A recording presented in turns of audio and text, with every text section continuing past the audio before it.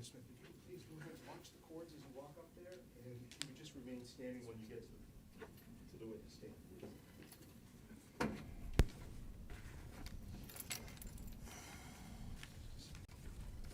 All right, thank you, Ms. Smith. Would you please raise your right hand, ma'am? Do you solemnly swear that the testimony that you will give this jury will be the truth, the whole truth, and nothing but the truth under the pains and penalties of perjury? I do. Thank you, ma'am. Please feel free to have a seat. Ms. Smith, as we're being recorded here today, would you please state your full name and spell both your first name and your last name for the record? Roseanne Smith, Roseanne Smith. Okay. Most people call me Rose. Okay. Ms. Smith, let me ask you with regards to, are you currently a New Hampshire resident? I am. And how long have you been living in New Hampshire? Since about 1980. 1980. And how far did you go in school?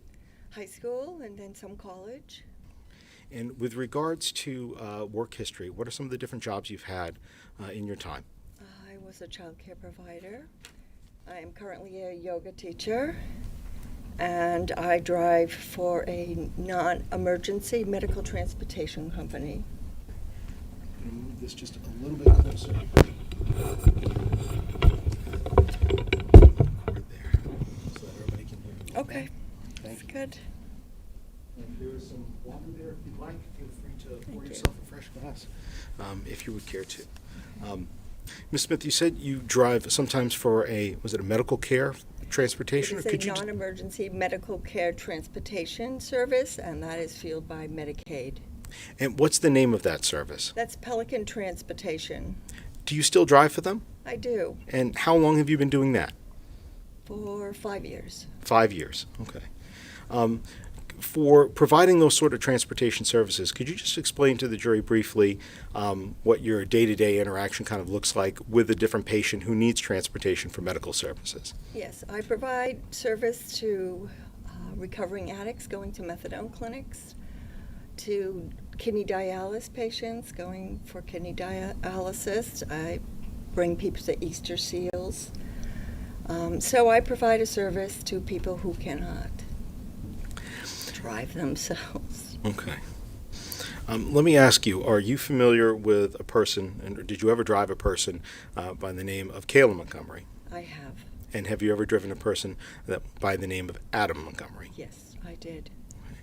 Where did you give them rides to? I'm sorry, what kind of rides did you give them? What services did you drive them to? I drove them primarily to the methadone clinics on Market Street. On Market Street? That's correct. When you first started driving them for trips to the methadone clinics on Market Street, where were you picking them up generally in the city? Excuse me. December 14th, 2019, I began picking them up from Dubuque Street from their parents' house. And later on, did you ever pick them up from the vicinity of 644 Union Street? Yes, I picked them up from Union Street as well. With regards to the two of them, would you drive both of them at the same time, one at a time, the entire family with children? How would you drive them? I would drive the entire family, and they would go in and dose, and I would sing Baby Shark with Declan and Seamus. And those were the two children that they had with them? That's correct. Okay. And did they have a child with them named Harmony? No, they did not. I'd like to ask you specifically about one particular incident in 2020 with regards to a ride that you gave Kayla Montgomery. And what I'd like to ask you about this is with regards to a conversation you may or may not have had then with Adam Montgomery, okay? Mm-hmm. All right. You have to say yes or no. I'm sorry. It's how we record here. Yes. All right. Do you know the incident that I'm talking about? I do believe I have. Okay. So 2021, right around March and spring. Well, hindsight is 2020. It was around 2021 that the incident happened. Well, then that's what I'd like to ask about, March of 2021. Thank you for correcting me. So in March of 2021, would you say, would you or would you not agree that this incident was not like this driving was not like other driving that you've done for them? Absolutely. It was something I will never forget. Okay.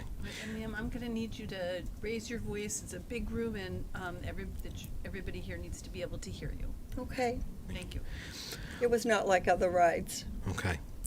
I'd like to ask you, when you first saw, did you see Kayla Montgomery on that day for this particular ride?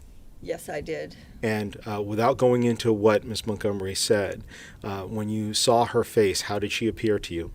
Her left eye was badly bruised and starting to swell shut. Did you drive her that day down to the methadone clinic? I drove both of them that day. And with regards to, pardon me, excuse me, with regards to that drive, had you driven Miss Montgomery the day before? Yes, I had. Did she have that black eye the day before? No, she had not. So on that day when you drove her down to the methadone clinic with the black eye, who else was in the car with you and Miss Montgomery? Adam. Adam. And by that you mean Adam Montgomery? That's correct.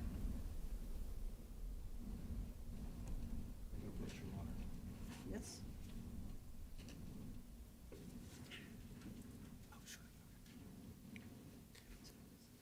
Smith, I'm going to show you what's been marked State's Exhibit 101. Do you recognize who this person is? Yes, that is Adam Montgomery. And this is the other person that you drove in that car? That's correct. Were Declan and Seamus with them on this drive? I do not believe so. I think Kayla said she left them with a neighbor. Hold on just a Oh, second. okay. I don't want to ask what Kayla said quite yet. So Okay. I appreciate that. Okay, the children were not in the car with them that day. Okay. So they were not with them that day. When you saw Kayla with the black eye and you were driving down to the methadone clinic and back, how was she moving in her car? Could you describe physically what you saw in terms of her movements? She didn't move very much, and she didn't say very much because Adam was in the car. Okay. At some point in time, did you pull out your cell phone?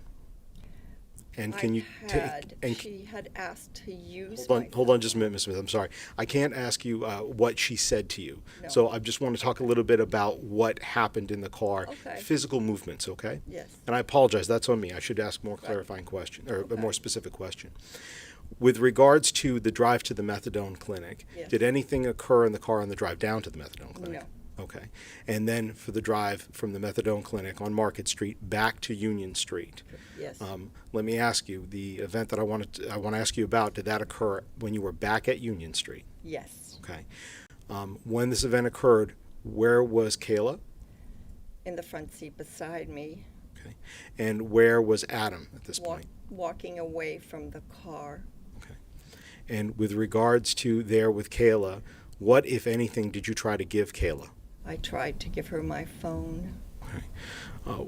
What did you believe she was going to do with the phone? She said, well, I can't do, she said. No. She wanted to call for help. Okay. And with regards to that, how was she physically at the time? I know you've described the black eye already. How was she physically when you went to try to give her the phone? She was shaky. Where was Adam when you tried to give her the phone? He was walking back towards the car, but And so at that point, you said he was walking back towards the car? I didn't see Adam there. I saw rage. Saw pure rage walking towards me. What did Adam do as he, and were you in the driver's seat? Yes. And where was Kayla? Beside me in the passenger seat. And what did the defendant do? He reached into the window of the car and twisted my phone out of my hand and said, "You're not giving my wife that phone." What did you say to him when he did that to you? I looked at him and I said, "Adam, I love you. Please give me the phone back. I'm trying to help you guys." What did he do then? He then gave me the phone back and I was able to give it to Kayla. Did he say anything else? No.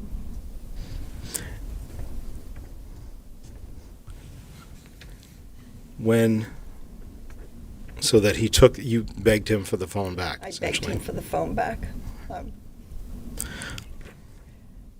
I did report that.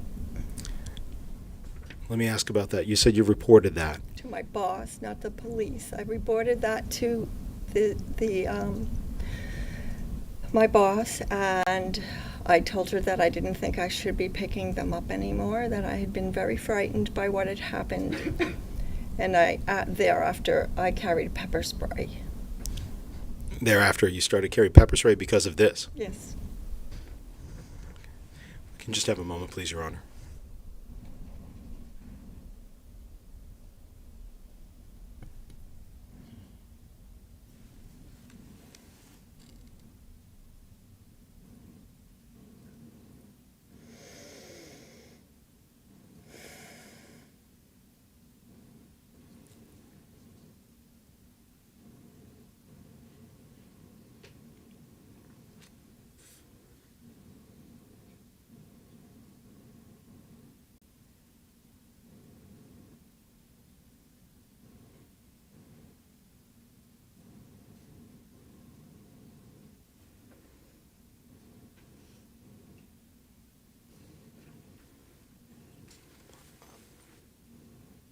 Thank you, Your Honor, and I apologize, Ms. Smith. Sometimes we need a minute to confer.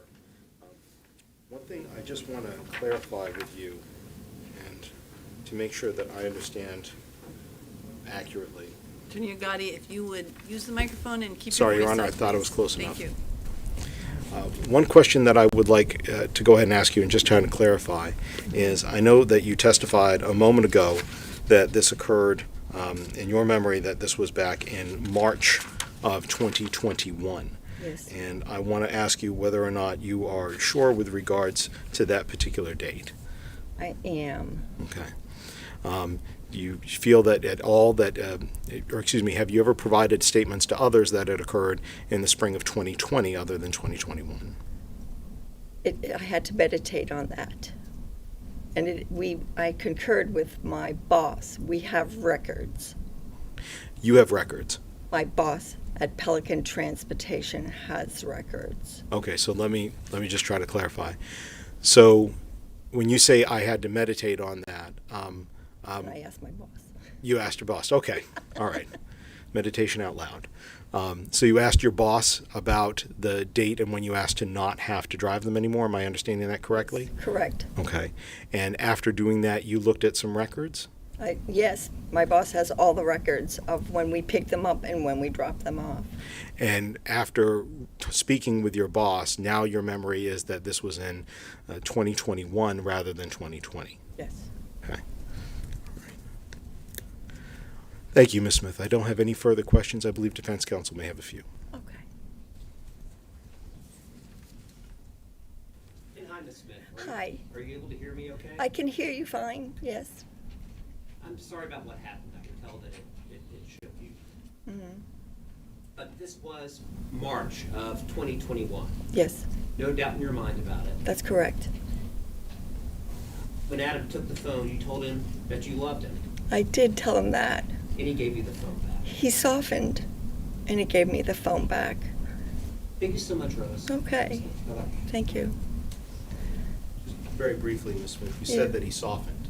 He did. Softened. The anger in his face went away, but the rage that he had in his face, and then that knee-jerk reaction that he had to it by snatching my phone out of my hand, it was very frightening. I understand.